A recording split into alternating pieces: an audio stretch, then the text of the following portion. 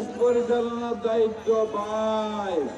এই চট্টগ্রাম নয় এলাকায় শুধু নয়, ইনশাআল্লাহ বাংলাদেশে চাঁদাবাজি থাকবে না।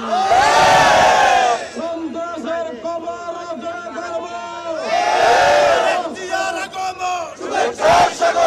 শুভেচ্ছা স্বাগত বিশ্ব চলার মাঠে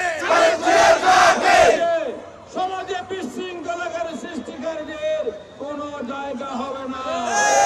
মাদক নির্মূল করা হবে। আইন শৃঙ্খলা রক্ষাকারী বাহিনীকে সহযোগিতা নিয়ে জনগণের সাথে সম্মিলিতভাবে সকল অপশক্তির মোকাবেলা করা হবে।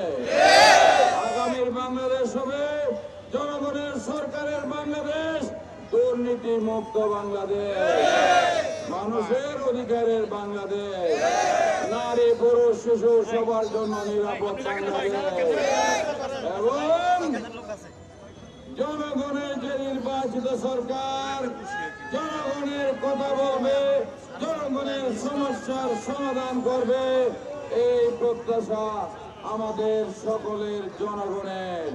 নির্বাচিত সরকারের অনুপস্থিতিতে বিগত দিনে আমরা কি দেখেছি? জবাবদিহিতা ছিল না, গণতন্ত্র ছিল না, মানুষের কথা বলার অধিকার ছিল না, যার কারণে মানুষের সমস্যা সমাধান করার কোনো ব্যবস্থা ছিল না। জনগণের সরকার জনগণের সমস্যা সমাধানে আন্তরিক ভূমিকা রাখবে। প্রমাণিত হয়েছে জনগণের সরকার ছাড়া, গণতান্ত্রিক সরকার ছাড়া জনগণের সমস্যা অন্য কোনো সরকার করতে পারে না। ইনশাআল্লাহ আমরা ধানের শীষ নেমেছি। আজকে গোটা বাংলাদেশে ধানের শীষের গণজোয়ার সৃষ্টি হয়েছে।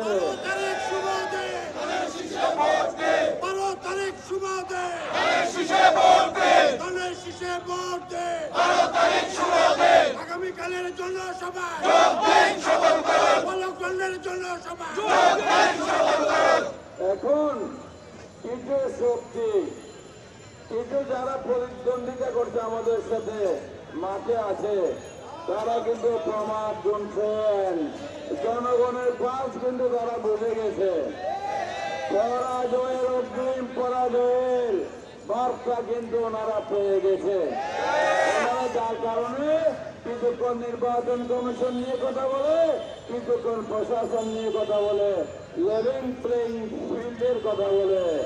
আর আমাদের নেতা তারেক রহমান বাংলাদেশের